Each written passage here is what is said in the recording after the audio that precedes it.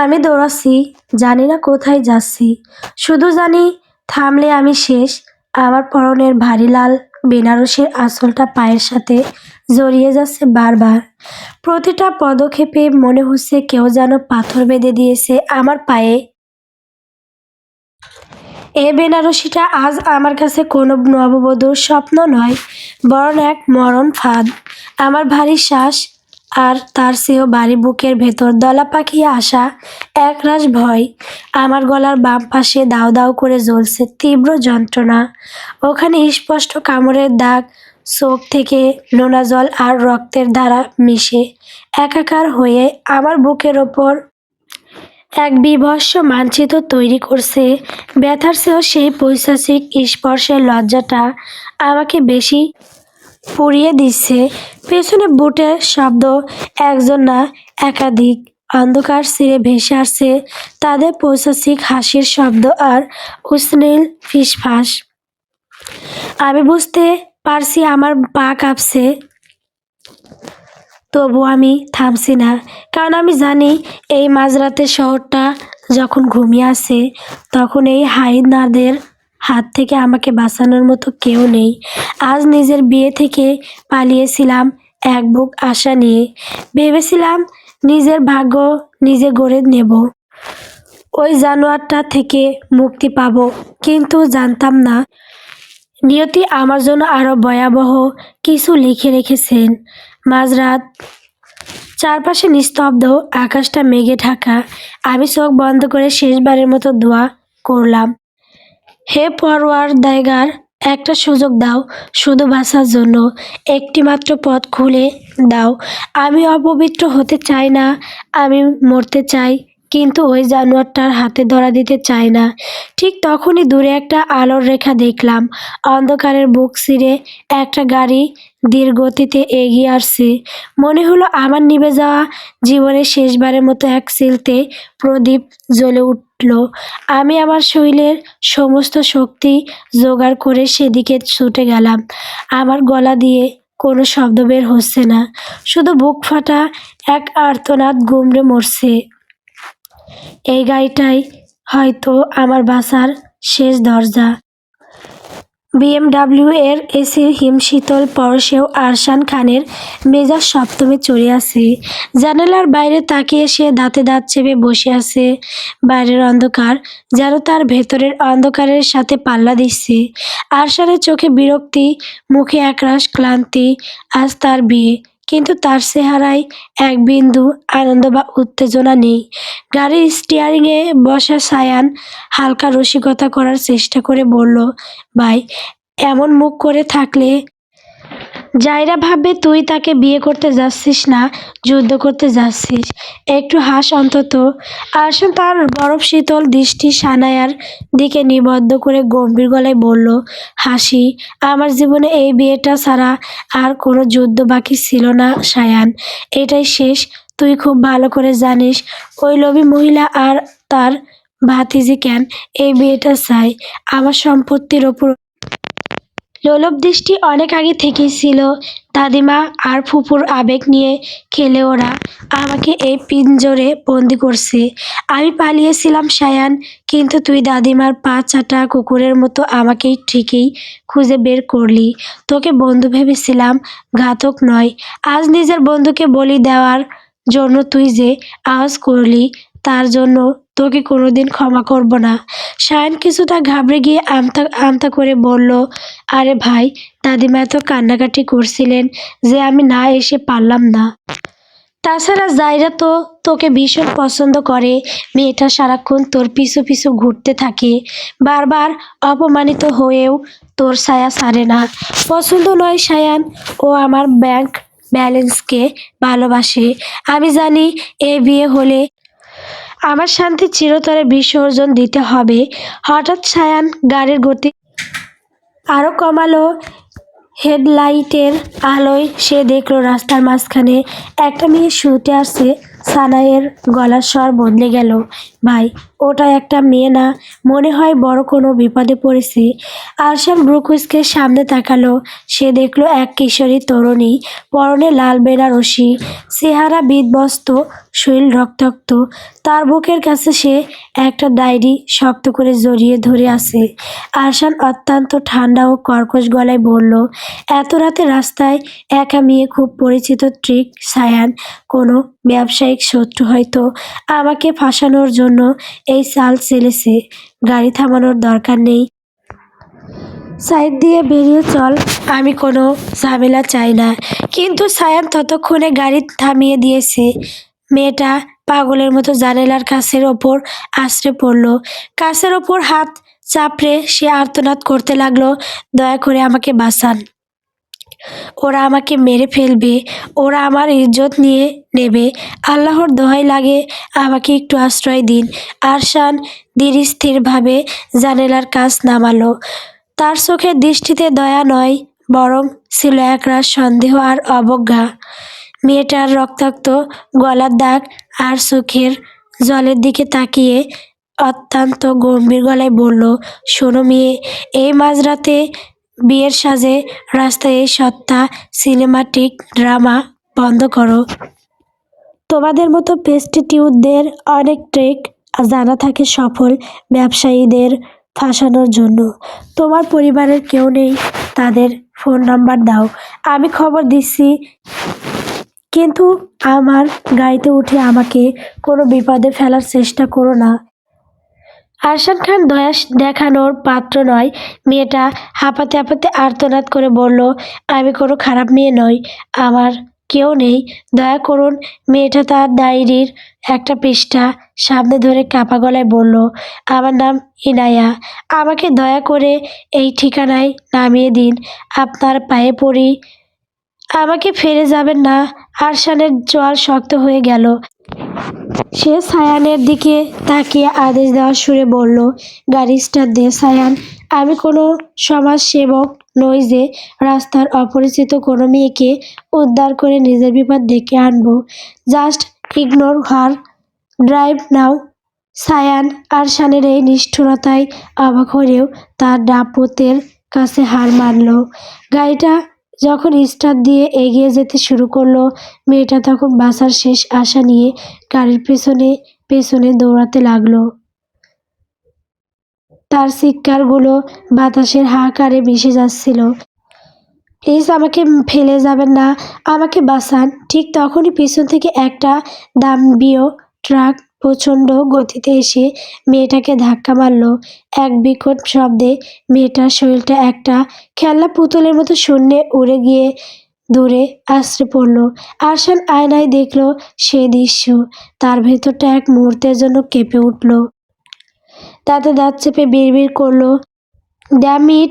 সায়ান আর্তনাদ করে গাড়ি ব্রেক করলো। শিট আরশান, আমরা এটা কি করলাম? হাসপাতালের সাদা করিডোরে আরশান আর সায়ান অস্থিরভাবে পায়চারি করছে। আরশানের দামি সাদা পাঞ্জাবিতে এখন মেয়েটার রক্ত লেগে এক বীভৎস চিত্র তৈরি হয়েছে। ওসি আশরাফুল হক আরশানের হাতে একটা পুরনো ডায়েরি দিয়ে বললেন, স্যার, এটা অ্যাক্সিডেন্টের জায়গা থেকে পাওয়া গেছে। হয়তো মেয়েটাকে তখন অমর অবস্থায় দেখে ডায়েরির কথা আরশানের মনে ছিল না। সে ওসিকে বলল, ট্রাকটাকে ওখানকার সিসিটিভি ফুটেজ থেকে শনাক্ত করুন আর এই নিউজ হাইড করুন, যেন মিডিয়া বা কেউ না জানে। ওকে স্যার, বলে পুলিশ অফিসার চলে গেলেন। সায়ান বারবার ঘড়ি দেখছে আর বলছে, আরশান দাদিমা আর ফুপি কিন্তু বারবার কল দিচ্ছেন। জাইরা রেডি হয়ে বসে আছে। এই বিয়েটা না হলে কাল সকালে খবরের নিউজ ছাপা হবে, তোর পরিবারের ইজ্জত ধুলোয় মিশে যাবে। আরশান কোনো উত্তর দিল না।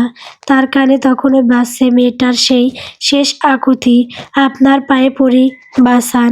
সে ডায়েরিটা খুলতেই প্রথম পৃষ্ঠায় মেয়েটার একটা শাড়ি পরা হাস্যোজ্জ্বল ছবি দেখল। তার পাশে বড় করে রঙিন কালি দিয়ে লেখা, ইনায়া সিদ্দিকা। ঠিক এমন সময় ওটি থেকে ডাক্তার বেরিয়ে এলেন। তার মুখবয়ব অত্যন্ত গম্ভীর। আরশান এগিয়ে গিয়ে শক্ত গলায় জিজ্ঞেস করলো, কেমন আছে সে?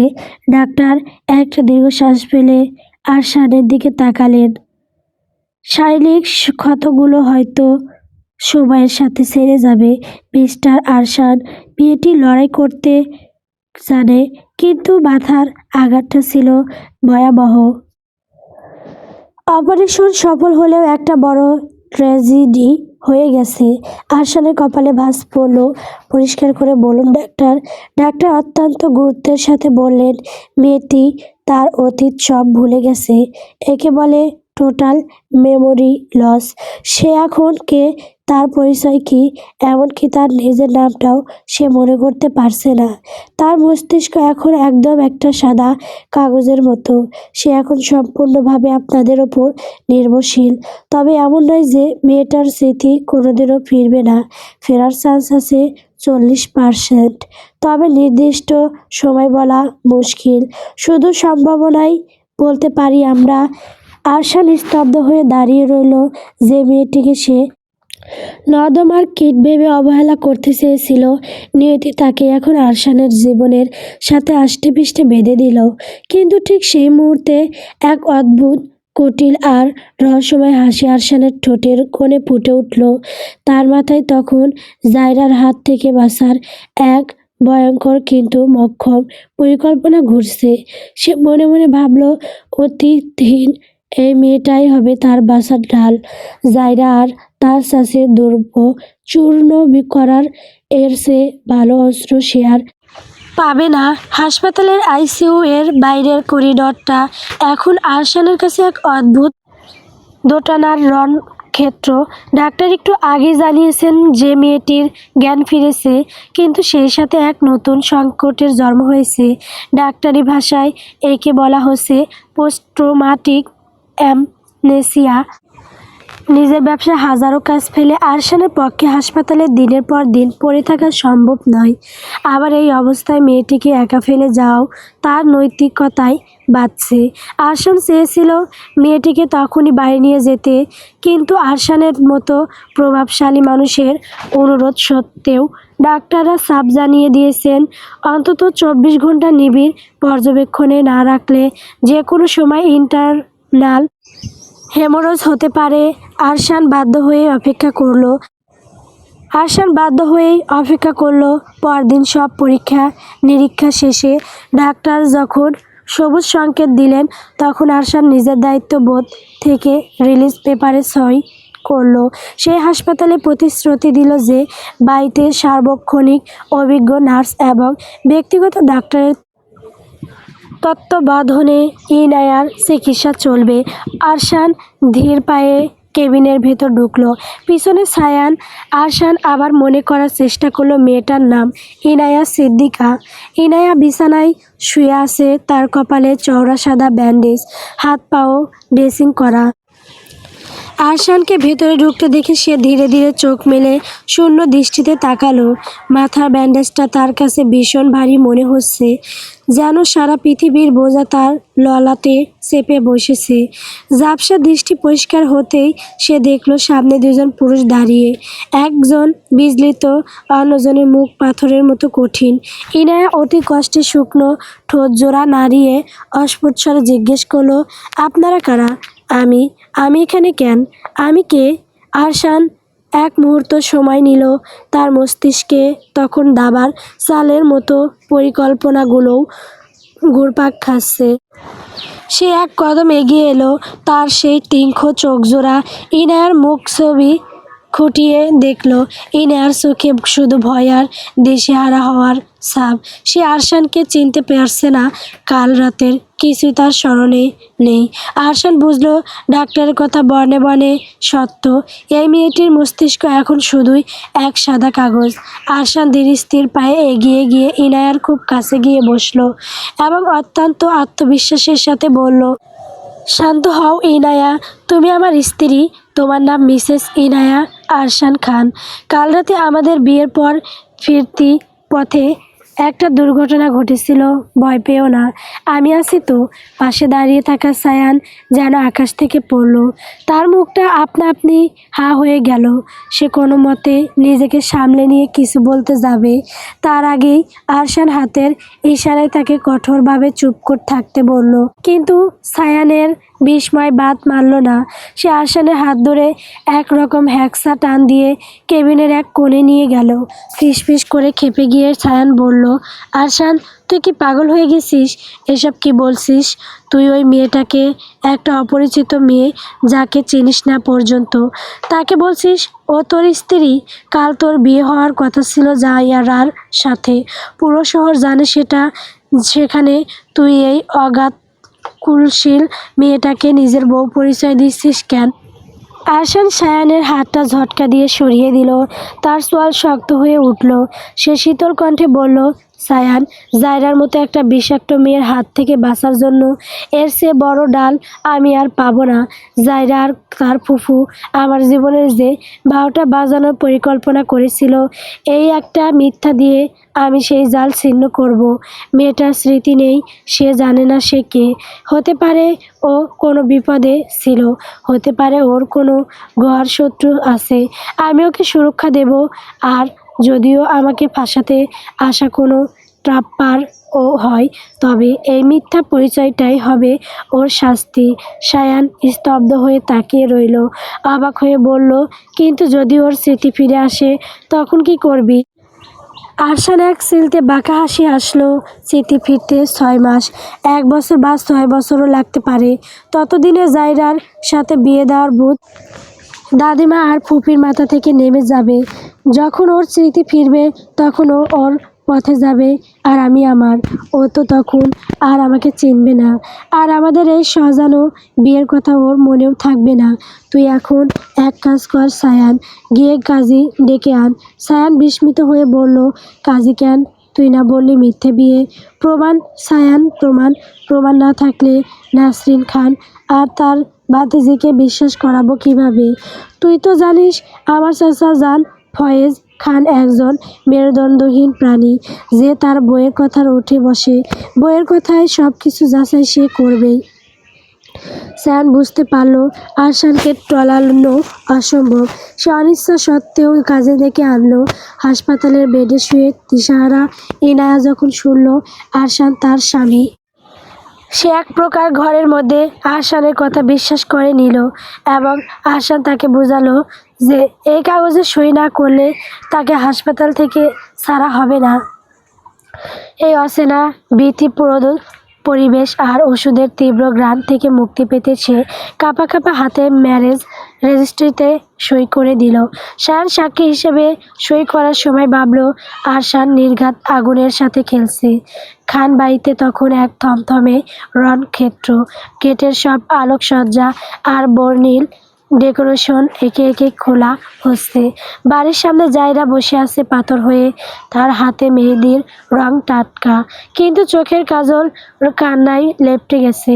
গত রাত বিয়ে হওয়ার কথা ছিল। প্রায় 27 ঘন্টাও বেশি সময় পার হয়ে নতুন এক রাত গভীর হতে চলেছে। আমন্ত্রিত অতিথিদের বেশিরভাগই বিদায় নিয়েছে, আর যারা বাকি আছে তারা একে অন্যের কানে ফিসফিস করে নানা মুখরোচক গল্প ছড়াচ্ছে। নাসরিন খান রেগে ফেটে পড়ে রোশন আরাকে বিঁধছেন। দেখলেন তো আপা, আপনার আদরের ভাতিজার কীর্তি আমার মেয়ের জীবনটা এভাবে রাস্তার মোড়ে এনে দাঁড় করালো। ওর বাবা মা জানলে আমাকে জ্যান্ত পুড়তে ফেলবে।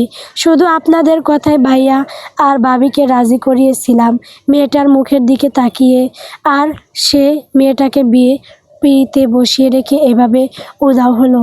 রওশন আরা শান্তস্বরে বললেন, ভাবি, আরশান কোনো অপরিণত কিশোর নয়, নিশ্চয়ই কোনো গুরুতর বিপদ বা কারণ ছিল যার জন্য ও ফিরতে পারেনি। আপনি অহেতুক জায়রাকে উত্তেজিত করবেন না। নাসরিন খান এবার সপাটে আক্রমণ করলেন। তার কণ্ঠে ছিল চরম তাচ্ছিল্য। থাক আপা, আপনার আর আমার ভাতিজিকে দরদ দেখাতে হবে না।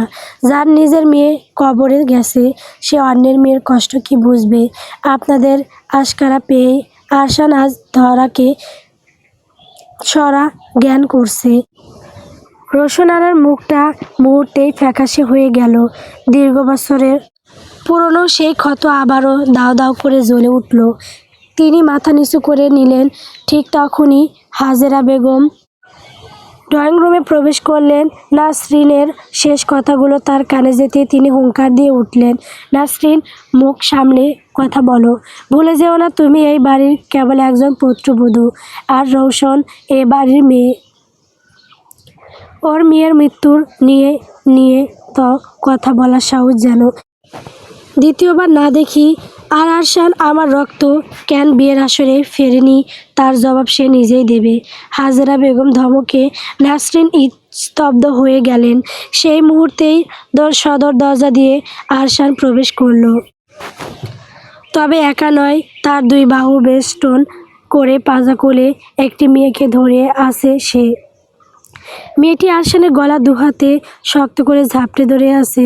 তার মাথায় ব্যান্ডেজ, মুখ কিছুটা ফ্যাকাশে, কিন্তু তার স্বর্গীয় সৌন্দর্য সেই ম্লান অবস্থাতেও ফুটে বেরোচ্ছে।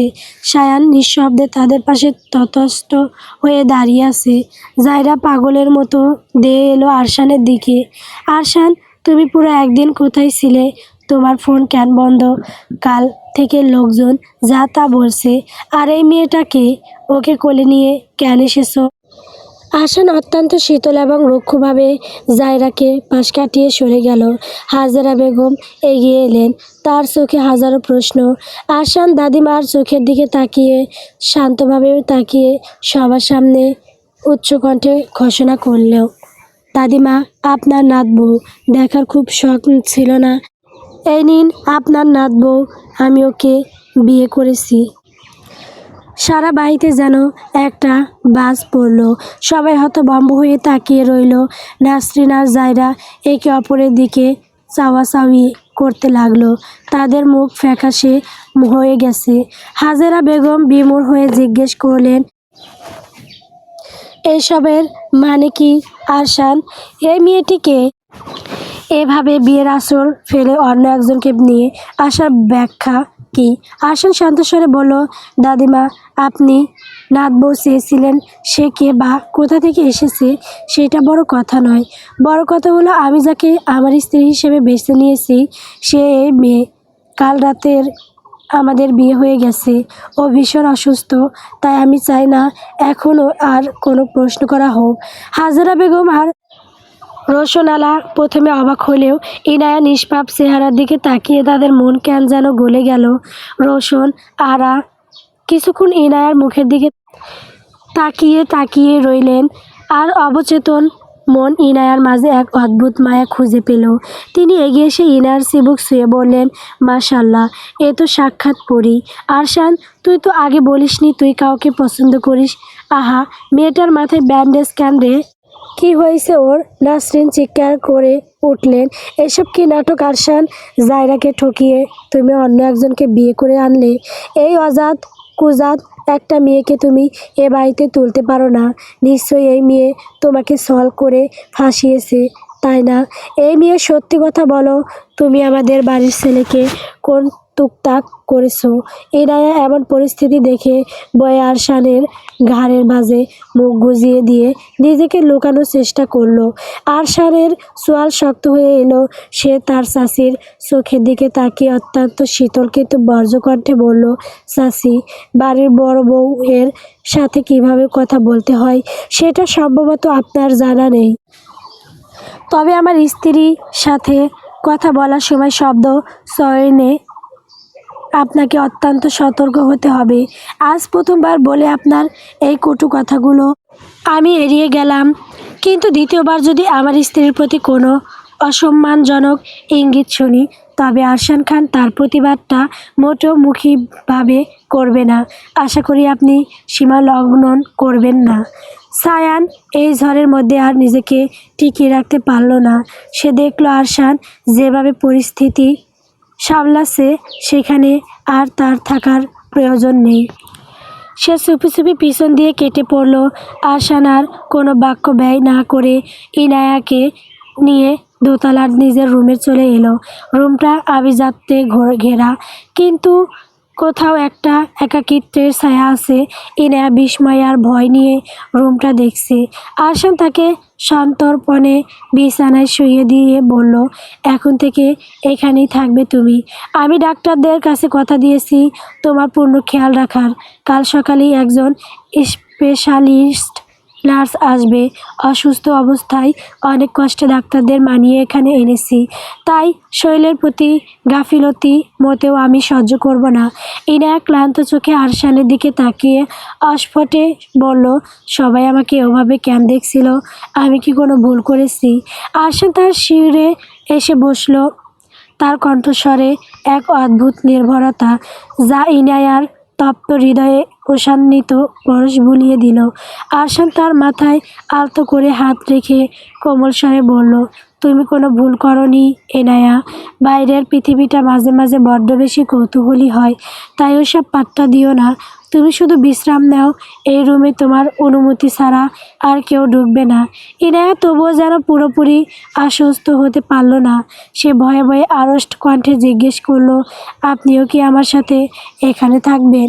আরশান ইনায়ার সেই কুঁকড়ে যাওয়া অসহায়ত্ব দেখে মুহূর্তের জন্য থমকে গেল। মেয়েটার টলটলে চোখের গভীরে এক অদ্ভুত আরতি, যা আরশানের মতো ইস্পাত কঠিন মানুষকেও ভেতর থেকে নাড়িয়ে দিল। সে ভাবতে বাধ্য হলো, মেয়েটাকে নিজের সাজানো মিথ্যে জড়িয়ে সে কোনো বড় ভুল করছে না তো? এই সরল মেয়েটা কি আদৌ এই জটিল পরিস্থিতির ভার সইতে পারবে? পরক্ষণেই নিজেকে সামলে নিয়ে আরশান পাশের একটি ছোট স্টাডি রুমের দিকে ইশারা করে বলল, না, আমি ওই পাশের ছোট স্টাডি রুমটাই থাকবো। আমি জানি তোমার আমাকে মনে নেই, তাই তুমি সহজ হতে যত ইচ্ছা সময় নাও এবং নিশ্চিন্তে থাকো ইনায়া। তোমার অনুমতি ছাড়া আমি তোমাকে স্পর্শ করব না। আমি কেবল তোমার পাহারাদার হয়ে থাকব। আপাতত তুমি নিঃসঙ্গ চিত্তে বিশ্রাম করো। ইনায়া চুপ করে আরশানের শান্ত চেহারার দিকে তাকিয়ে রইল। কেন জানি না এই অপরিচিত মানুষটার প্রতি তার এক গভীর বিশ্বাস জন্ম নিতে শুরু করেছে। শহরের অন্য প্রান্তে এক বিশাল অট্টালিকার ভেতর সাজানো গোছানো সব আসবাবপত্র তছনছ হয়ে পড়ে আছে। চারদিকে কাঁচের টুকরো আর রক্তের ছিটে ফোটা। রিদওয়ান চৌধুরী তার বিয়ের শেরওয়ানি পরে মেঝেতে বসে আছে। তার হাত থেকে টপ টপ করে রক্ত পড়ছে। সে দেওয়ালে মাথা ঠুকে চিৎকার করছে। তার বাবা কামরুল চৌধুরী সাহেব রুমে ঢুকে রেদওয়ানের কাঁধে হাত রাখলেন। রেদওয়ান তার বাবাকে ধাক্কা দিয়ে সরিয়ে পাগলের মতো নিজের বুকে আঘাত করতে করতে বলল, ওকে আমার চাই বাবা। ইনায়াকে আমার লাগবেই। ও ছাড়া আমার নিঃশ্বাস বন্ধ হয়ে আসছে। ও পালানো কোথা থেকে?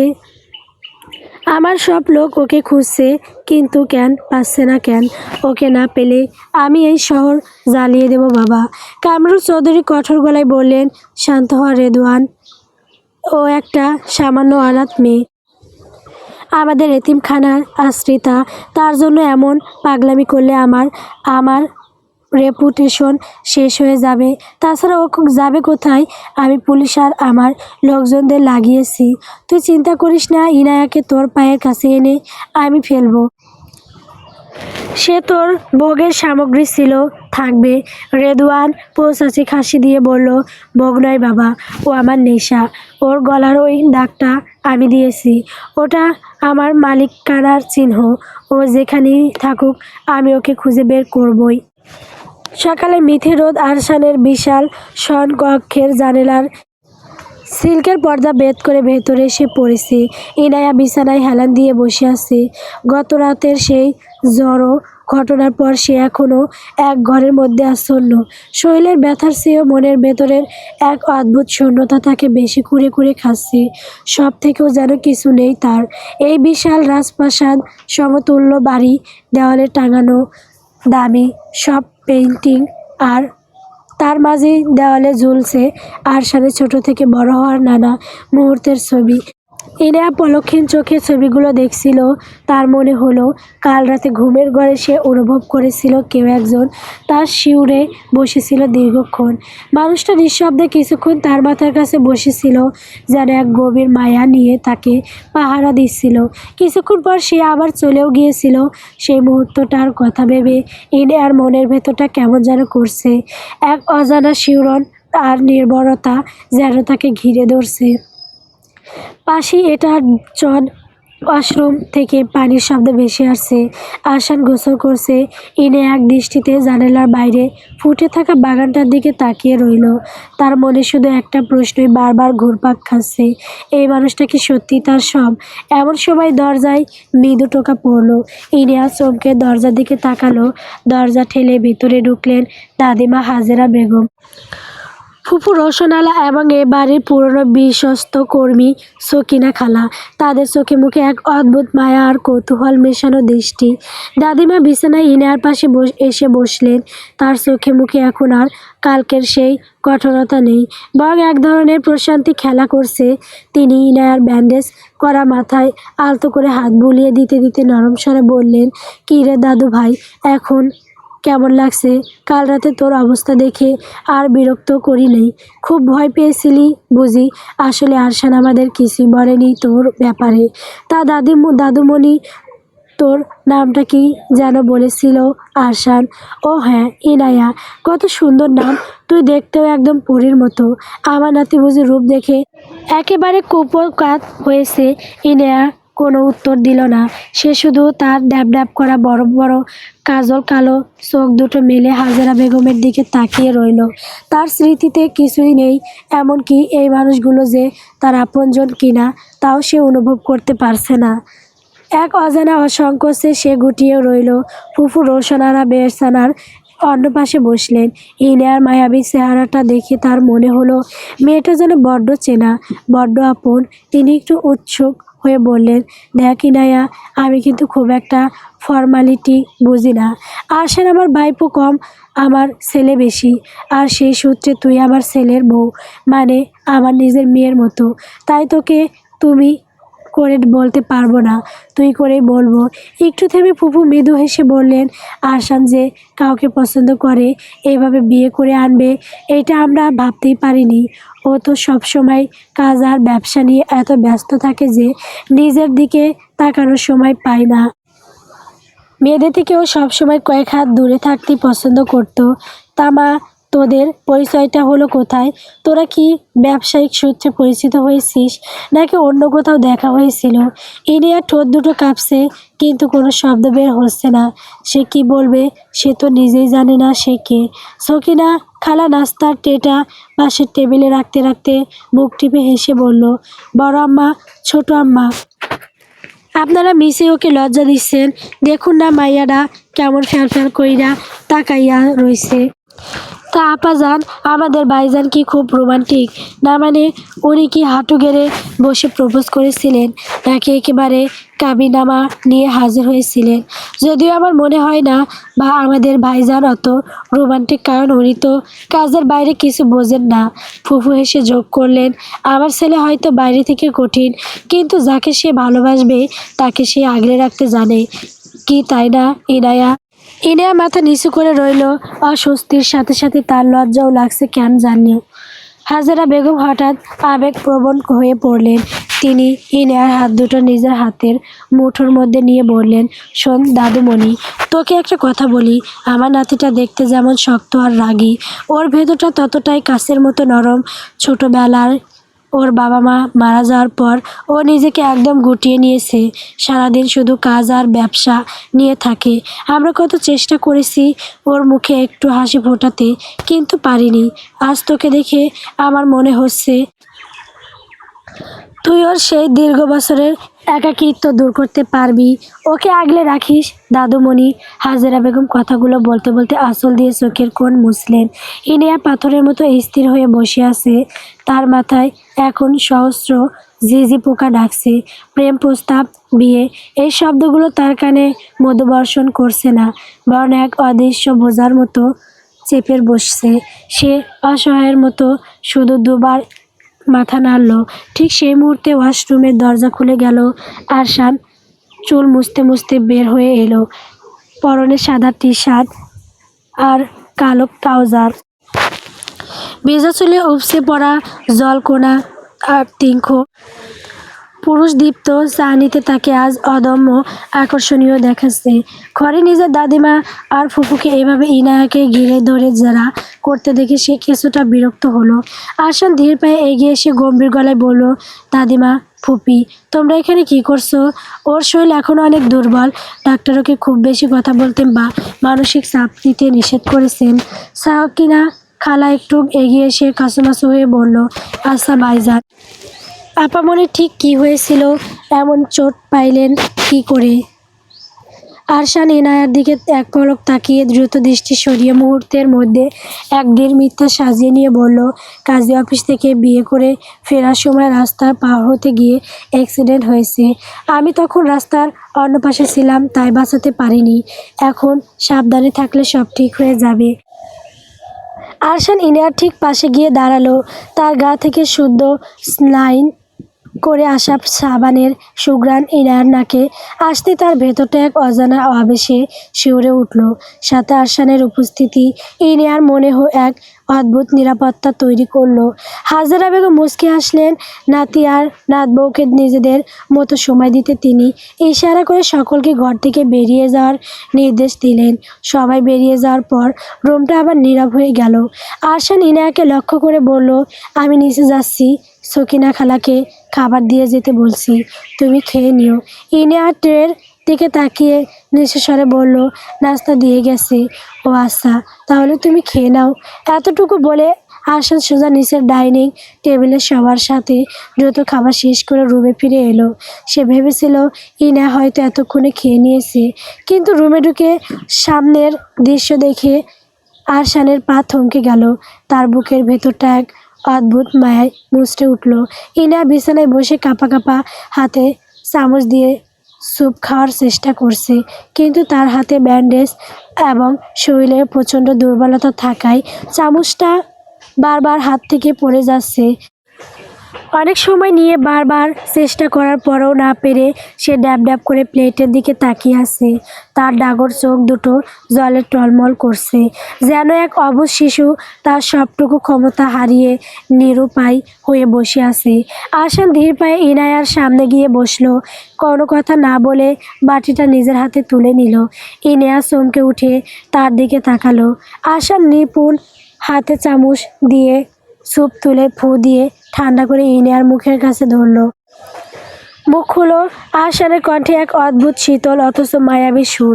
ইনায়া প্রথমে ইতস্ত করলেও আরশানের চোখের দিকে তাকিয়ে মুখ খুলল। পুরোটা সময় ইনায়া পলকহীনভাবে আরশানের দিকে তাকিয়েছিল। পুরোটা সময় সে ভাবছিল এই মানুষটা কি সত্যি তাকে অনেক ভালোবাসে। দাদিমার ফুফুর বলা কথাগুলো তার মাথায় ঘুরছিল। হঠাৎ সে বলেই ফেলল, আমাদের কি লাভ ম্যারেজ হয়েছিল? আপনি কি আমাকে প্রপোজ করেছিলেন? আরশান একটু থমকালো, চামচটা বাটিতে রেখে স্থির চোখে ইনায়ার দিকে তাকালো। তারপর খুব ধীর গলায় বলল, অতীত নিয়ে এখন বেশি ভেবে মস্তিষ্কে চাপ দিও না ইনায়া। কিছু জিনিস বর্তমানে অনুভব করাটাই শ্রেয়। মুখ খোলো, শেষ করো এটা। ইনায়ার ঠোঁটের কোণে সামান্য স্যুপ লেগেছিল। আরশান তার আঙুল দিয়ে আলতো করে সেটা মুছে দিল। ইনায়ার সারা শরীরে এক বিন্দু খেলে গেল।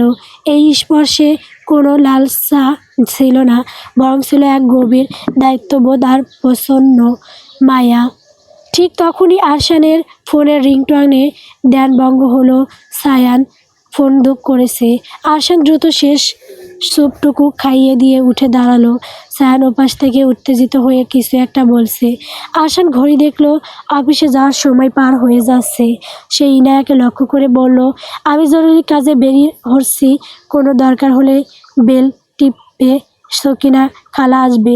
আরশান তার চাবি আর ফাইল নিয়ে দ্রুত ঘর থেকে বেরিয়ে গেল, কিন্তু সে বের হওয়ার ঠিক 5 মিনিটের মাথায় ইনায়ার রুমের দরজাটা বিকট শব্দে ধাক্কা দিয়ে খোলা হলো। ভেতরে ঢুকলো চাচি নাসরিন খান আর তার ভাতিজি জায়রা। জায়রার চোখ দুটো ফোলা, সারা রাত কান্নার ছাপ স্পষ্ট। সে ইনার দিকে একরাশ ঘেন্না নিয়ে তাকিয়ে রইল। নাসরিন খান বিদ্রূপের স্বরে বললেন, কিরে রে বেহায়া মেয়ে, রাজপ্রাসাদে ঢুকে তো খুব আয়েশ করছিস।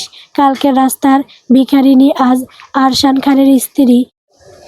এই ছল চাতুরি কতদিন চলবে শুনি? আমার জায়রার জীবনটা নষ্ট করে তুই ভাবছিস খুব সুখে থাকবি? তোকে দেখে তো কোনো ভালো ঘরের মেয়ে মনে হয় না। নিশ্চয়ই কোনো ফন্দি করে আরশানকে ফাঁসিয়েছিস। জায়রা দাঁতে দাঁত চেপে এগিয়ে এসে বলল, তোর মতো একটা নর্দমার মেয়েকে আরশান কোথা থেকে কুড়িয়ে এনেছে আমি জানি না, কিন্তু মনে রাখিস আরশান শুধু আমার বড় জোর কিছুদিন ও তোকে বিনোদনের জন্য ব্যবহার করবে, তারপর জঞ্জালের মতো রাস্তায় ছুঁড়ে ফেলে দেবে। এই বিছানায় বসার যোগ্যতা তোর নেই। ইনায়া ভয়ে বিছানার কোণে সেটে গেল। সে বুঝতে পারছে না এই মহিলারা কেন তার সাথে এমন ব্যবহার করছে।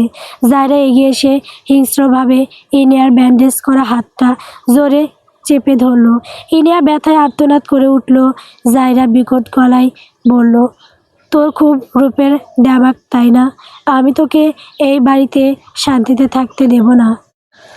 তোর মতে উটকো আপদকে আমি কুচি কুচি করে কেটে ফেলবো। ঠিক সেই মুহূর্তেই জায়রার হাতে থাকা ফোনটা ভাইব্রেট করে উঠল। একটা মেসেজ এসেছে। রাগের মাথায় জায়রা ফোনটা খুলতেই তার মুখ ফ্যাকাশে হয়ে গেল। মেসেজটা আরশানের। সেখানে বড় বড় অক্ষরে লেখা, how dare you enter my room without my permission, get out of my room right now. ইনার আশেপাশে যদি তোমাদের দ্বিতীয়বার দেখি তবে এই বাড়িতে তোমাদের প্রবেশ আমি চিরতরে নিষিদ্ধ করব। Get out right now. জায়রার হাত থরথর করে কাঁপতে শুরু করলো। সে জানতো না আরশান তার ঘরে সিসিটিভি ক্যামেরায় নজর রাখছে। নাসরিন খানও মেসেজটা দেখে থমকে গেলেন। এই মেয়েকে যে আরশান কতটা গুরুত্ব দিচ্ছে তা তাদের বুঝতে আর বাকি রইল না। জায়রার আগে ইনায়ার দিকে একটা বালিশ ছুঁড়ে মেরে ঘর থেকে হন্তদন্ত হয়ে বেরিয়ে গেল। ইনিয়া ফুপিয়ে কেঁদে উঠল। সে জানে না তার অপরাধ কী, শুধু জানে এই নিঃসঙ্গ প্রাসাদে আরশান খান নামের ওই রহস্যময় মানুষটি এখন তার একমাত্র রক্ষাকর্তা। সেটা সত্য হোক কিংবা মিথ্যা। আরশান তখন তার গাড়িতে বসে ফোনের স্ক্রিনের সিসিটিভির ফুটেজটা বন্ধ করলো। তার সোয়াল শক্ত হয়ে আছে। এবারে বিষাক্ত পরিবেশ থেকে ইনাকে রক্ষা করা তার দায়িত্ব হয়ে দাঁড়িয়েছে। অদ্ভুতভাবে কেন যেন মেয়েটার প্রতি সে এক দুর্নিবার টান অনুভব করছে, যে টানটা আরশানের মতো কঠিন মানুষের জন্য একেবারেই অপ্রত্যাশিত। রাস্তায় জ্যামে গাড়ি আটকে গেছে। আরশান জানালার বাইরে তাকিয়ে দেখলো কিছু মানুষ একটা ছবি হাতে নিয়ে অস্থিরভাবে মানুষকে কিছু জিজ্ঞেস করছে। সেদিকে খুব একটা পাত্তা না দিয়ে সে নিজের ভাবনায় ডুবে রইল। জ্যাম ছাড়ার লক্ষণ নেই দেখে আরশান ড্রাইভারকে নির্দেশ দিল, ড্রাইভার এই রাস্তা ছাড়ো, পাশের গলি দিয়ে অন্য পথ ধরো। জীবন হলো এক অদ্ভুত গোলক দাদা, যেখানে আমরা প্রতিনিয়ত নিজের অস্তিত্ব খুঁজে ফিরি। কখনো আমরা সেফ স্রোতে ভেসে চলা খড়কুটো, আবার কখনো ঝড়ের মুখে দিশাহারা এক নাবিক, কখনো কখনো সাদা কাগজের বুকে কালির আসরগুলোই হয়ে ওঠে জীবনের একমাত্র ধ্রুব সত্য। বাকি সব হলো বিষাক্ত মরীচিকা। যতদূর মনে পড়ে, যখন থেকে পৃথিবীর আলো ছায়া বুঝতে শিখেছি তখন থেকে আমার ঠিকানা এই ছায়ানীর আশ্রম। একটু বড় হয়ে চাচার কাছ থেকে জেনেছি বাবা মা মারা যাওয়ার এক অনাথ মেয়ে আমি। আমার আকাশটা ছিল ছোট, কিন্তু সেখানে ধ্রুবতারার মতো ছিলেন আমার চাচা, যিনি আমার রক্ত বলতে এই পৃথিবীতে একমাত্র অবশিষ্ট ছিলেন। চাচি আমাকে সহ্য করতে পারতেন না বলেই হয়তো চাচা নিরুপায় হয়ে আমাকে এই আশ্রমে রেখে গিয়েছিলেন। তিনি আসতেন মাঝে মাঝে, হয়তো বছরে একবার বা 6 মাস অন্তর, কিন্তু শেষ 5 বছর হলো তিনি আসা বন্ধ করে দিয়েছেন। আমি এখন পুরোপুরি পরিচয়হীন এক অস্তিত্ব। এই আশ্রমের সবচেয়ে কঠোর অথচ মমতাময়ী মানুষটি ছিলেন মায়া খালা। আশ্রমে তখন তিনিই ছিলেন আমার সব। রক্তের সম্পর্ক ছাড়াও যে পরিবার হওয়া যায়, খালা আর আমি তার জ্বলন্ত উদাহরণ। তিনি আমাকে শুধু আগলে রাখেননি,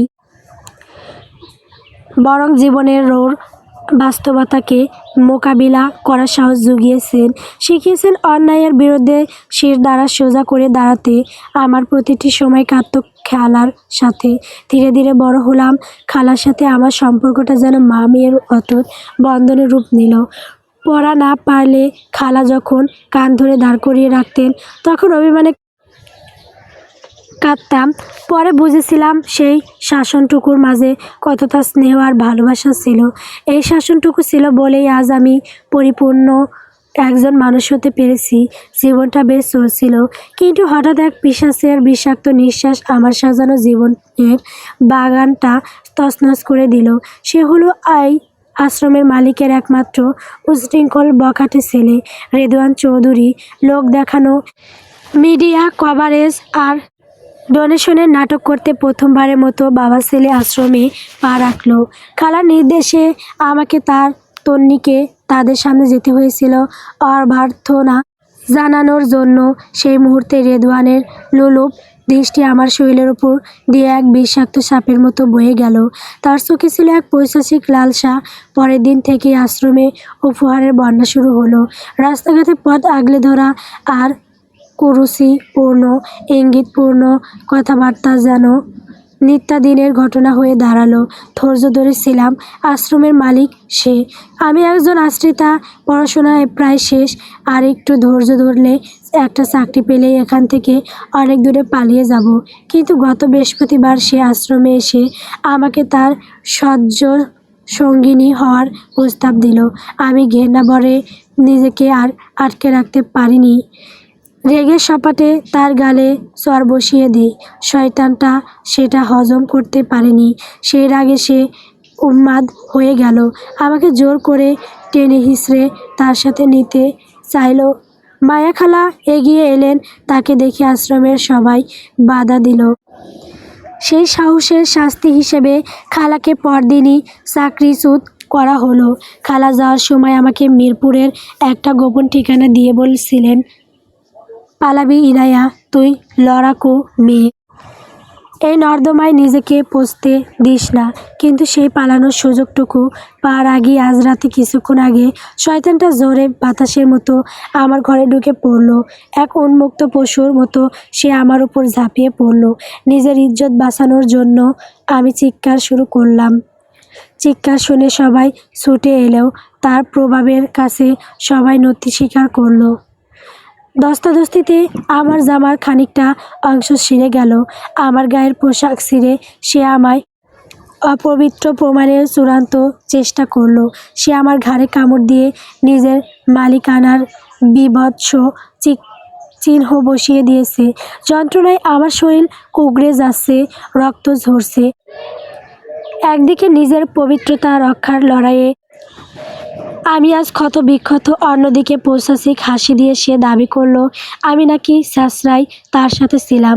আশ্রমের সেই পরিচিত মানুষগুলো আমার কান্নায় ভেজে নি, বরং আমার দিক থেকে মুখ ফিরিয়ে নিল। রেদওয়ান বিজয়ীর হাসি এসে ঘোষণা করল, আজ রাতেই নাকি তার সাথে আমার বিয়ে। আমি মরতে রাজি, তবু ওই পিশাচের হাতে নিজেকে সঁপে দেব না। আমি পালাবই। কিন্তু এখান থেকে পালানোটা ভীষণ মুশকিল।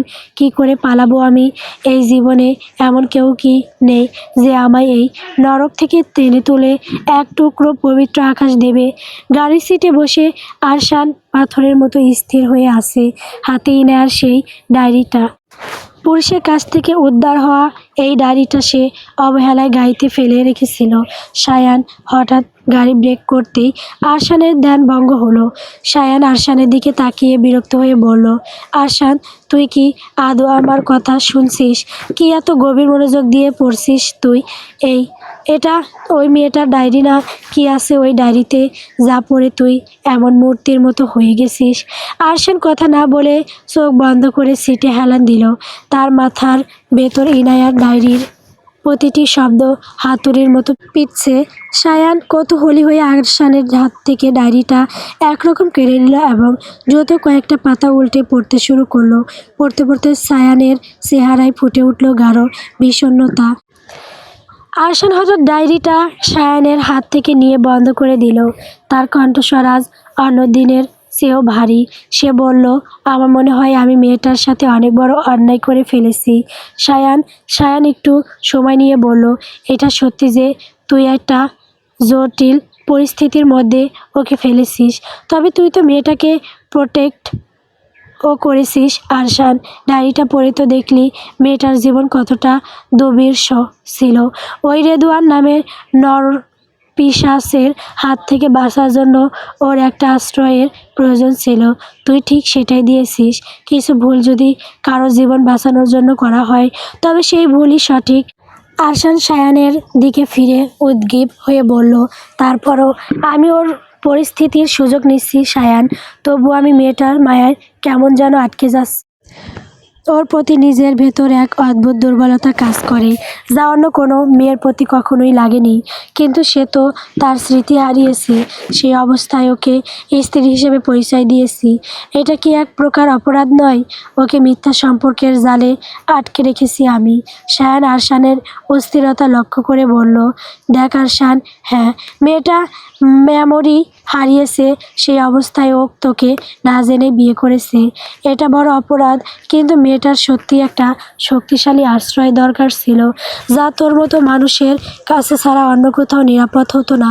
তুই চাইলেই ওকে নিয়ে অনেক খারাপ কিছু করতে পারতিস, কিন্তু তুই তা করিসনি। অন্য কারো হাতে পড়লে হয়তো মেয়েটা আজ কোনো অন্ধকার গলিতে হারিয়ে যেত বা তার মৃত্যু হতো। বরং তুই ওকে পরম যত্নে বিয়ে করে সম্মানের সাথে নিজের ঘরে তুলেছিস। আমার মনে হয় যখন ওর স্মৃতি ফিরবে, ও তোকে ঠিকই বুঝবে। আরশান জানালার বাইরে তাকিয়ে তপ্ত নিঃশ্বাস ফেলে বলল, আমাদের এই সম্পর্কটা মিথ্যার ওপর দাঁড়িয়ে থাকলেও আমি ওকে কবুল বলে বিয়ে করেছি। ও আমার অর্ধাঙ্গিনী। এখন আমার একমাত্র দায়িত্ব হলো ওই জানোয়ারটার হাত থেকে ওকে রক্ষা করা। কিন্তু যদি ওর মেমোরি ফিরে আসে, তখন ও আমাকে ভুল বুঝবে। আমি জানি না কেন আমি এই মেয়ের মায়ায় তলিয়ে যাচ্ছি। ওর কষ্ট দেখলে আমার বুকের ভেতরটা হাহাকার করে ওঠে। ওকে জড়িয়ে ধরতে ইচ্ছে করে, পরম মায়ে আগলে রাখতে ইচ্ছে করে, কিন্তু পরক্ষণেই ভয় আর দ্বিধা আমাকে আষ্টেপৃষ্টে ধরে। আমি কি ভুল করেছি না সায়ান? আমি বোধহয় মস্ত বড় ভুল করে ফেলেছি। আরশান হঠাৎ সোজা হয়ে বসে জিজ্ঞেস করলো, পুলিশ কি ওই ট্রাকটা খুঁজে পেয়েছে? এখনো পায়নি, শায়ান উত্তর দিল, তবে সন্দেহ করা হচ্ছে ট্রাকটা বর্ডারের দিকে থাকতে পারে। পুলিশ অনুসন্ধান চালাচ্ছে এবং পুলিশ এটাও ধারণা করেছে ইনায়ার অ্যাক্সিডেন্টটা ইচ্ছাকৃত ছিল না। শায়ান একটু থেমে আরশানের কাঁধে হাত রাখলো। আরশান, আমার মনে হয় না তুই ভুল করেছিস, কারণ মেয়েটাকে রাতে ওভাবে দেখে বুঝেছিলাম ওর ওপর দিয়ে বড় কোনো ঝড় বয়ে গেছে। তবে তুই যা বলছিস তা কি তুই জানিস? তুই ভুলে যাচ্ছিস মেয়েটার স্মৃতি নেই। ওর মায়ায় নিজেকে আটকানো মানে নিজের পায়ে নিজে কুড়াল মারা। ওর স্মৃতি ফিরলে ও তোকে হয়তো চিনবেও না, আর এই মিথ্যা বিয়ের কথা মুহূর্তেই ধুলোয় মিশে যাবে। সামলা নিজেকে, আবেগ নিয়ন্ত্রণ কর বন্ধু। আরশান আর কোনো কথা বলল না। সে শুধু জানালা দিয়ে ধূসর আকাশের দিকে তাকিয়ে রইল। তার হৃদস্পন্দন যেন ইনায়ার ডায়েরির সেই শেষ লাইন দুটোর উত্তর দিতে চাইছে। আমি তোমার সেই পবিত্র আকাশ দেব ইনায়া, নিজের জীবনের বিনিময়ে হলেও। আরশান যখন শয়ন কক্ষের সামনে এসে দাঁড়ালো, দেখল ইনায়া গভীর ঘুমে আচ্ছন্ন। পাশে একজন নার্স বসে তন্দ্রাচ্ছন্ন হয়ে ঝিমোচ্ছিল। আরশানের পদ শব্দে নার্স ধড়ফড় করে উঠে দাঁড়ালো। আরশান এক পলক ইনায়ার শান্ত মুখশ্রীর দিকে তাকিয়ে নার্সকে তীক্ষ্ণস্বরে জিজ্ঞেস করলো, কোনো সমস্যা হয়নি তো? নার্স বিনীতভাবে উত্তর দিল, না স্যার, আলহামদুলিল্লাহ, ম্যাম আগের চেয়ে অনেকটা সুস্থ বোধ করছেন। ওষুধের প্রভাবে এখন ঘুমাচ্ছেন। আশার মাথা নেড়ে সায় দিয়ে বলল, ঠিক আছে, আপনি এখন আপনার রুমে গিয়ে বিশ্রাম নিতে পারেন। প্রয়োজন হলে আমি ডেকে নেব। নার্স কৃতজ্ঞ চিত্তে বেরিয়ে তার জন্য বরাদ্দকৃত গেস্ট রুমের দিকে চলে গেল। ঘর এখন নিস্তব্ধ। আরশান ধীর পায়ে ইনায়ার কাছে গিয়ে কিছুক্ষণ গভীর চোখে তাকিয়ে রইল। আরশান ধীর পায়ে ইনায়ার বিছানার পাশে গিয়ে বসল। ডায়েরিতে পড়া সেই পৈশাচিক বর্ণনার প্রতিটি অক্ষর তার মস্তিষ্কে বিষের মতো কাজ করছে। সে ধীর হাতে ইলিয়ার গলার কাছে ওড়নাটা সামান্য সরিয়ে তার ঘাড়ের এক পাশ উন্মুক্ত করতেই দেখল সেই দগদগে ক্ষত, রেদওয়ানের কামড়ের কালশিটে দাগ। আরশান নিজের তপ্ত আঙুল দিয়ে সেই কালশিটে দাগটার উপর আলতো করে হাত বোলালো, যেন নিজের পবিত্র স্পর্শ দিয়ে সে অপবিত্র চিহ্নটুকু চিরতরে মুছে দিতে চায়। একটা মেয়েকে কি পরিমাণ পাশবিকতার মধ্য দিয়ে যেতে হয়েছে ভাবতেই তার রক্ত গরম হয়ে উঠল। সে এক চরম সিদ্ধান্ত নিল, সেই আশ্রম আর তার মালিক এদের সে এমন শিক্ষা দেবে যা তারা আজীবন মনে রাখবে। একটা দীর্ঘশ্বাস ফেলে সে নিজেকে সামলে নিয়ে আলমারির দিকে এগিয়ে গেল। আলমারির পাল্লা খোলার মৃদু শব্দে ইলিয়ার কাঁচা ঘুমটা ভেঙে গেল। সে চোখ মেলে দেখল আরশাদ তার কাপড় বের করছে। ইলিয়া একটু নড়েচড়ে উঠে বসার চেষ্টা করতেই অস্ফুটে এক যন্ত্রণার আর্তনাদ করে উঠল। তার শরীর যেন শিলাখণ্ডের মতো ভারী হয়ে আছে। সামান্য নড়াচড়াতেও মনে হচ্ছে হাড়ের ভিতর সূক্ষ্ম সুই বিঁধছে। আশার হাতে তুলে নেওয়া কাপড়গুলো ফেলে দিয়ে দ্রুত বিছানার পাশে এসে দাঁড়ালো। তার চোখে মুখে উদ্বেগ আর অস্থিরতার এক অদ্ভুত সংমিশ্রণ। কথায় ব্যথা লেগেছে। আমাকে বলো, উঠে বসার চেষ্টা করছিলে কেন? তোমাকে তো বলেছিলাম সোজা হয়ে শুয়ে থাকতে। কোনো কিছুর দরকার হলে আমাকে ডাক দাওনি কেন? ইনায়া যন্ত্রণার মাঝেও আরশানের এই তীব্র অস্থিরতা দেখে ম্লান হাসল। সে ক্লান্ত স্বরে বলল, আগে একটু শান্ত হন। আপনি তো এসেই বকা শুরু করলেন। আরশান নিজেকে কিছুটা সংযত করে ইলিয়ার খুব কাছে গিয়ে বসল। ইলিয়া ক্ষীণ স্বরে আর্জি জানালো, আমার ভেতরে খুব দম বন্ধ রাখছে। সারাক্ষণ এই বিছানায় শুয়ে থাকতে থাকতে মনে হচ্ছে আমি অচল হয়ে গেছি। আমাকে একটু বারান্দায় নিয়ে যাবেন? বাইরে খোলা আকাশটা দেখলে হয়তো একটু ভালো লাগবে। আরশান কিছুক্ষণ দ্বিধায় ভুগল। সে জানে এই অবস্থায় ইলিয়ার নড়াচড়া করা ঠিক নয়, কিন্তু তার করুণ চোখের মিনতি এড়ানো অসম্ভব। আরশান অত্যন্ত সন্তর্পণে ইলিয়ার পিঠের নিচে এক হাত আর হাঁটুর নিচে অন্য হাত দিয়ে তাকে পাজা করে তুলে নিল। ইলিয়ার মাথাটা আরশানের বলিষ্ঠ কাঁধে হেলে পড়ল। খুব কাছাকাছি আসায় আরশান অনুভব করলো মেয়েটার উষ্ণ নিঃশ্বাস তার ঘাড় আর বুকে আছড়ে পড়ছে। আরশানের হৃৎপিণ্ড এক মুহূর্তের জন্য ছন্দ হারালো। তার মনে ইস্পাত কঠিন মানুষের জন্য এই অনুভূতি একেবারে নতুন এবং অদ্ভুত। বিশাল বারান্দার আরামদায়ক ইজি চেয়ারের কিছু নরম কুশন দিয়ে আরশান অত্যন্ত সাবধানে ইলিয়াকে হেলান দিয়ে বসিয়ে দিল। ইলিয়া আকাশের দিকে তাকিয়ে এক বুক মুগ্ধ বাতাস টেনে নিল। হঠাৎ সে আরশানের দিকে ফিরে জিজ্ঞেস করলো, আপনি সবসময় এত গম্ভীর হয়ে থাকেন কেন? আপনি কি আমাকে বিয়ে করে খুব একটা খুশি হতে পারেননি? আরশান থমকালো। সে জানালার বাইরে গাঢ় অন্ধকারের দিকে দৃষ্টি নিবদ্ধ করলো। মেয়েটার এমন নিষ্পাপ প্রশ্ন তাকে অপরাধ বোধের কাঠগড়ায় দাঁড় করিয়ে দিল। এই বিয়ের নেপথ্যে যে এক বিশাল মিথ্যা লুকিয়ে আছে তা এই মুহূর্তে সে ইনাকে এখন বলতে পারবে না। সে অস্ফুট বলল, আমি খুশি কিনা সেটা বড় কথা নয় ইনা। বড় কথা হলো এখন থেকে তুমি আমার দায়িত্ব। আর আরশান খান তার দায়িত্বের সাথে কখনো বেইমানি করে না। ইনা এক মুহূর্তে চুপ থেকে হঠাৎ অত্যন্ত আদুরে আবদারের স্বরে বলল, আপনি কি আমাকে একটু জড়িয়ে ধরবেন? আকস্মিক এই প্রস্তাবে আরশাদ হকচকিয়ে গেল। ইনায়া যেন কোনো দ্বিধা ছাড়াই তার পরম কাছের মানুষকে শুয়ে পাওয়ার এক আকুল আবেদন জানালো। আরশান কিছু না বলে উঠে দাঁড়াতে গেলেই ইনায়া তার হাতটা শক্ত করে চেপে ধরল। তার চোখের কোণে অভিমানের এক ফোঁটা জল চিকচিক করে উঠল।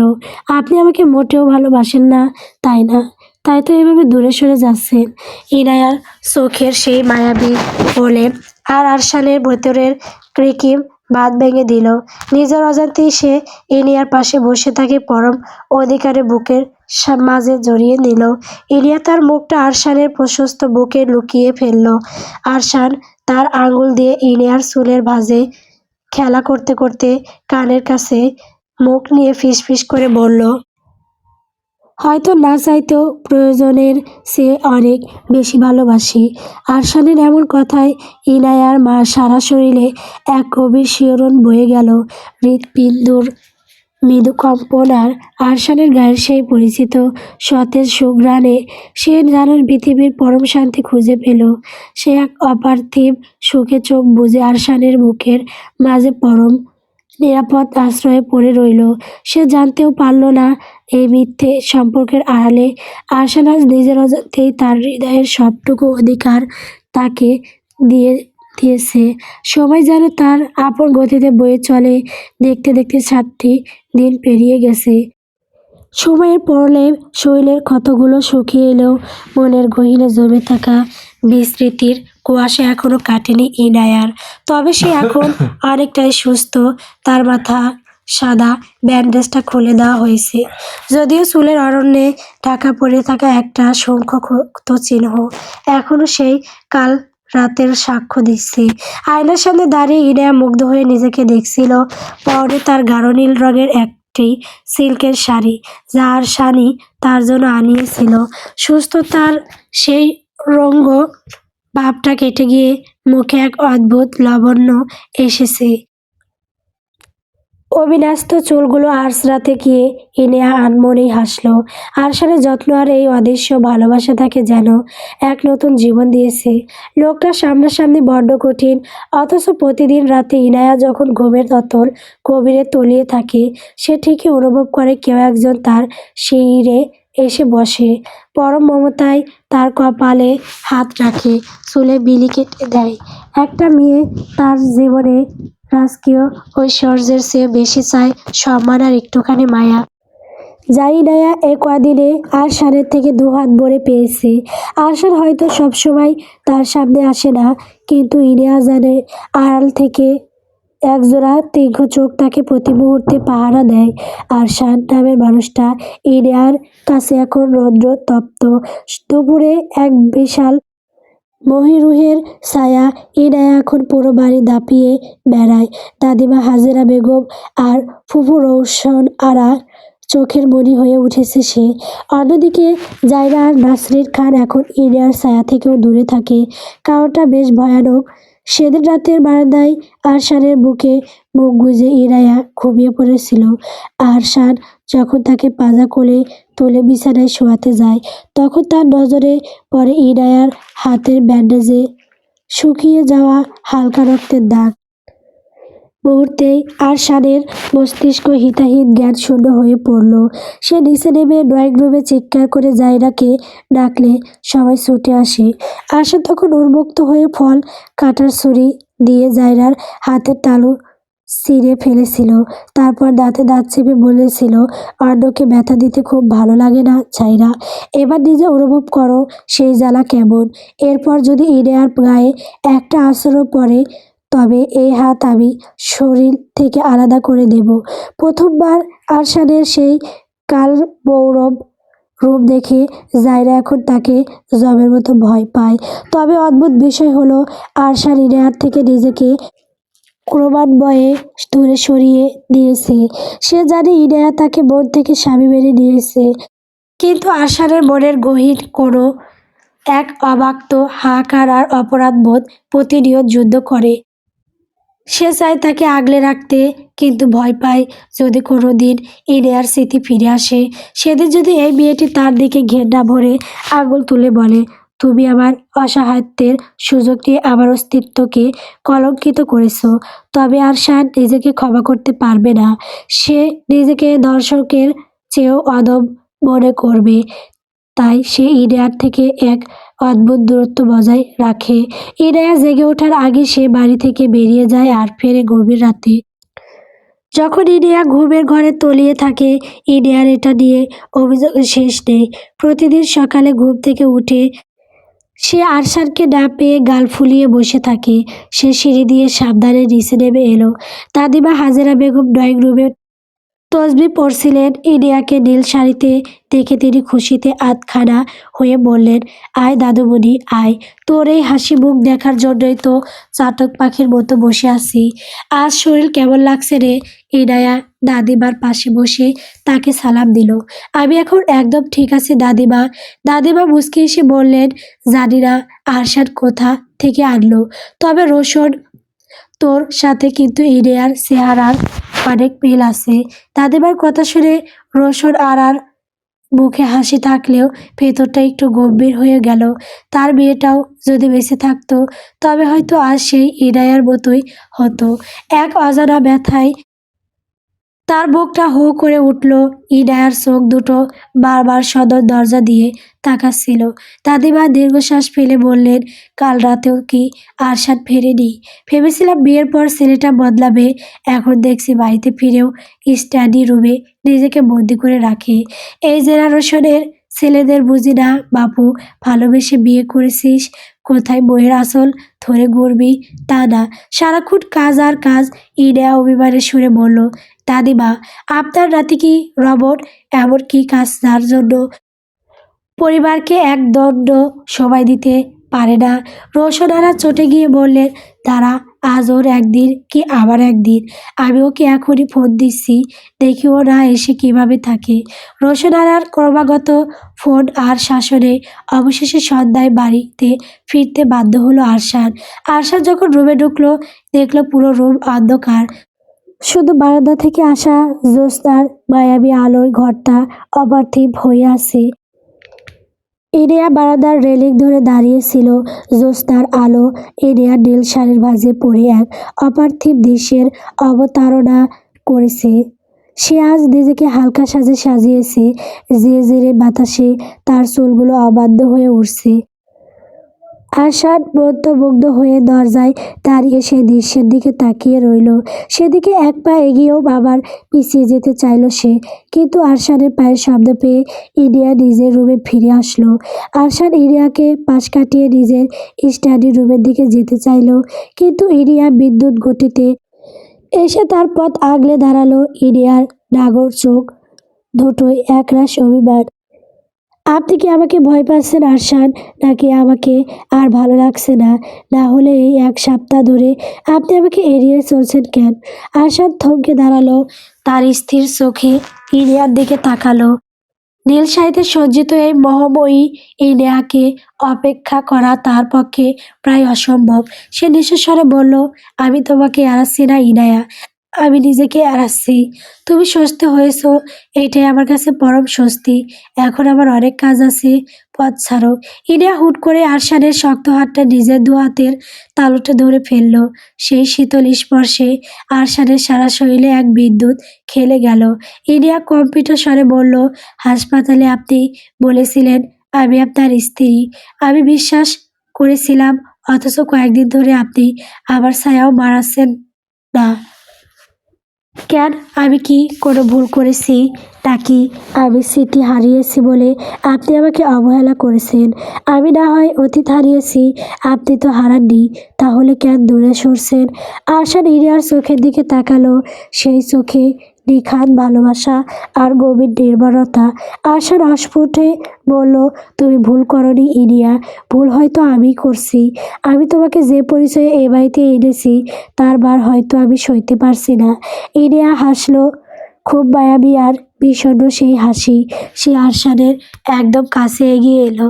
ইনিয়া ফিসফিস করে বলল, আপনার অপরাধ বোধ সরিয়ে দিন আরশাদ। স্মৃতি থাকুক বা না থাকুক, আমার মন সবসময় বলে আমি আপনারই ছিলাম আর আপনারই থাকবো। আপনি কি আমাকে আর একবার জড়িয়ে ধরবেন না? আরশাদ নিজের আবেগ আর নিয়ন্ত্রণ করতে পারল না। এখানে আর এক মুহূর্ত থাকলে সে হয়তো নিজেকে হারিয়ে ফেলবে। সেই ইনিয়াকে হালকাভাবে সরিয়ে দিয়ে দ্রুত নিজের স্টাডি রুমে চলে গেল এবং কপাট বন্ধ করে দিল। এক গ্লাস পানি ডক করে পান করে সে নিজেকে শান্ত করার চেষ্টা করলো। একটা পুরুষকে এতটা প্রলম্ব করা কি কোনো নারীর সাজে? নাকি ইনিয়া জানেই না সে আরশাদের ধৈর্যের শেষ সীমানা পরীক্ষা করছে? ওপাশ থেকে ইলিয়া সমান তালে দরজার ধাক্কা দিচ্ছিল, কিন্তু কিছুক্ষণ পর শব্দ বন্ধ হয়ে গেল। আরশানের মনে খটকা লাগলো।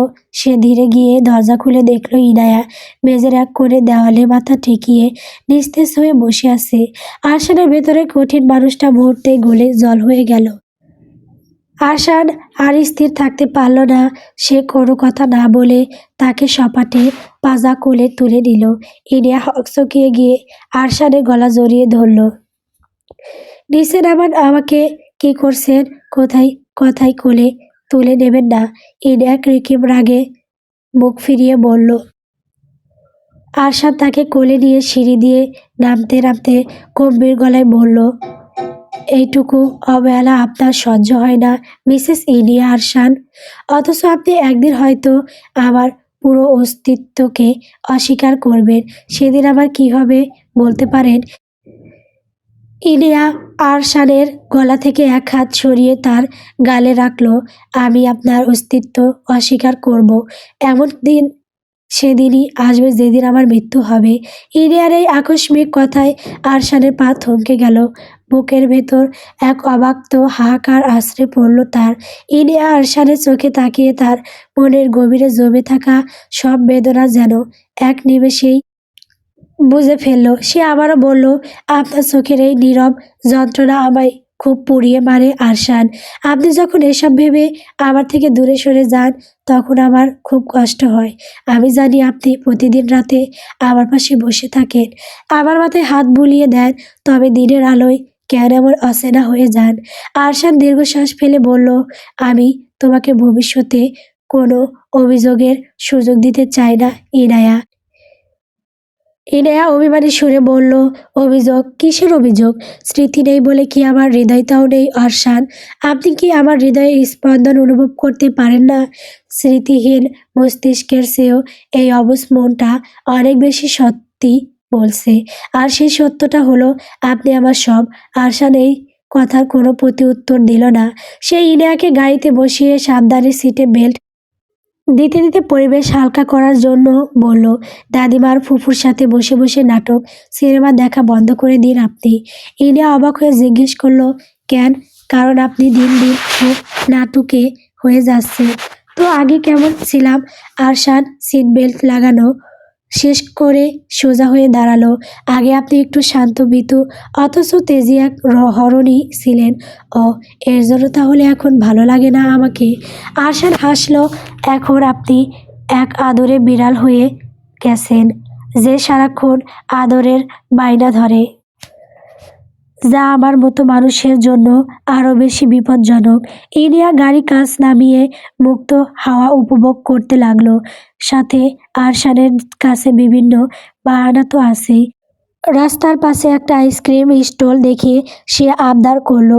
আরশান গাড়ি থামিয়ে আইসক্রিম নিয়ে এলো। সাথে রাস্তার পাশে থেকে বেলি ফুলের মালা কিনে ইনিয়ার খোঁপায় গুঁজে দিল। ইনিয়ার না বলা পরেও আরশান নিজেই তাকে কাছের চুড়ি কিনে দিল, ঝালমুড়ি খাওয়ালো। পুরোটা সময় ইনিয়ার কাছে মনে হলো এটা তার মুছে যাওয়া স্মৃতি পাতায় লেখা সবচেয়ে সুন্দর মুহূর্ত। ঘুরতে ঘুরতে রাত অনেক হলো।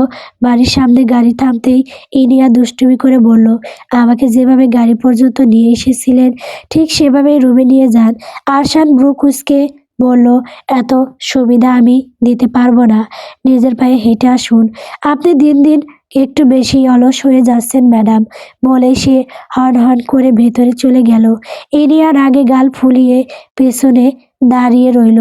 তার মনে হলো আরশান খান এক অদ্ভুত মানুষ, যে খুব কাছে এসেও ধরা দিতে চায় না। গল্প নিশিথিনীর শেষ ধ্রুবতারা। গল্পটি কেমন হয়েছে কমেন্ট করে বলবেন। পরবর্তী পর্ব পাওয়ার জন্য অবশ্যই আমার চ্যানেলটিকে সাবস্ক্রাইব করবেন, লাইক করবেন। ধন্যবাদ।